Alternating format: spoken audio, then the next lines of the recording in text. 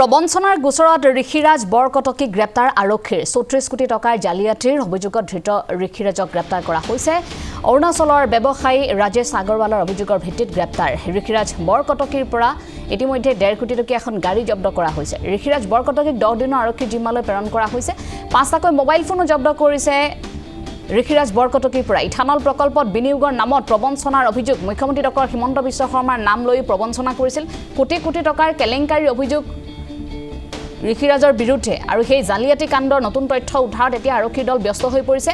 ENA প্ৰকল্পৰ নামত ৩৪ কোটিৰো অধিক টকাৰ প্ৰবঞ্চনা কৰিছিল। ঋষিৰাজক লগত লৈ আৰক্ষীৰ অভিযান অব্যাহত। প্ৰবঞ্চনাৰ গোচৰত গ্ৰেপ্তাৰ হ'ল ঋষিৰাজ বৰকটকী।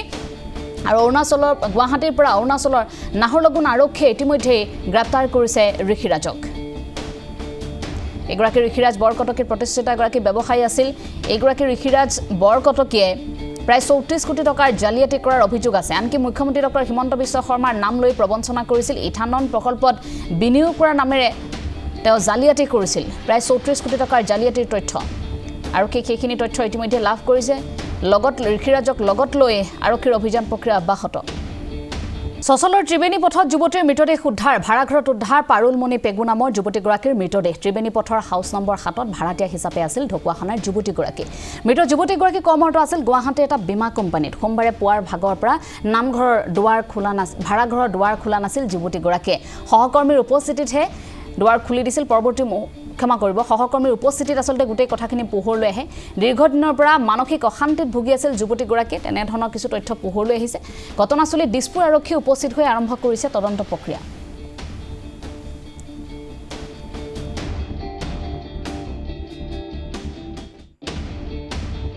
বৰ্তমানলৈকে মই একো জানা নাই, কিন্তু মানে কি কালিতো সন্ধিয়ালৈকে আছিলে কাপোৰ মেলিছে, কিন্তু আজি ৰাতিপুৱা মই দেখা নাই।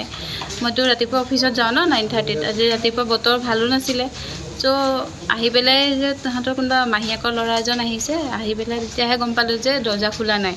কিন্তু কি হৈছে একজেক্টলি জানা নাছিলোঁ। এতিয়া মানে থানাৰ পুলিচ আহিওঁতে গম পাইছে। মই যিমান দূৰ জানো কিবা ৰিলায়েন্সৰ কিবা ইঞ্চুৰেঞ্চৰ কিবা কাম কৰিছে। কেতিয়াৰ পৰা ইয়াতে আছিল? 3 মাহমান হৈছে। 3 মাহ। ছোৱালীজনী ভাল ভালে আছে। মানে সহজ সৰল ছোৱালী, কিন্তু কিহৰ কাৰণে কি কৰিলে সেইটো মানে বেয়া লাগিছে দিয়কচোন। যিমানে নহওক অকলে থাকে, কিন্তু সেইটোৱে কিহৰ কাৰণে কৰিলে সেই বস্তুখিনি জানিবৰ কাৰণে ধৰক এতিয়া পুলিচে কেনেকুৱা ষ্টেপ লয় সেইখিনি চাবলগীয়া বিষয়।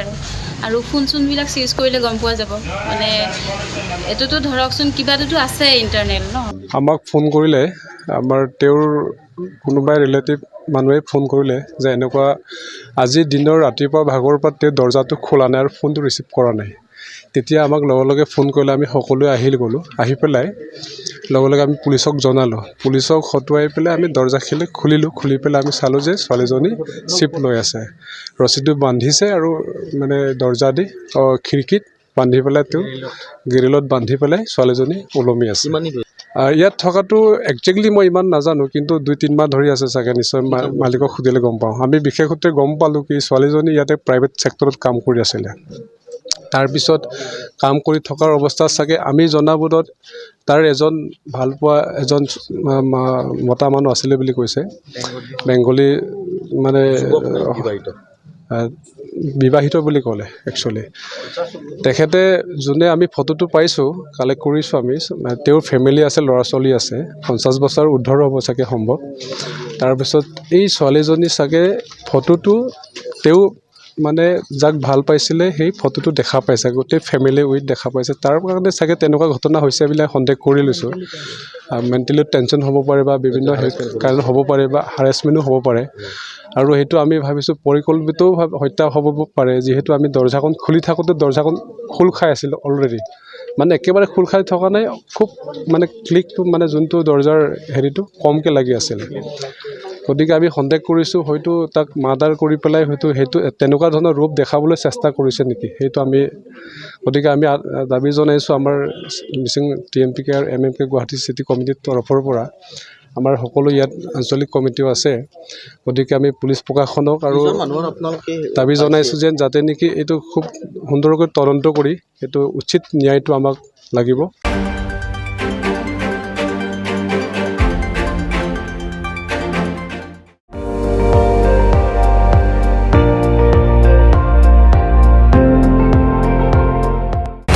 আপুনি চাই আছে ND24 সৰ্বশ্ৰেষ্ঠ নহয় সৰ্বোত্তমৰ দৌৰত।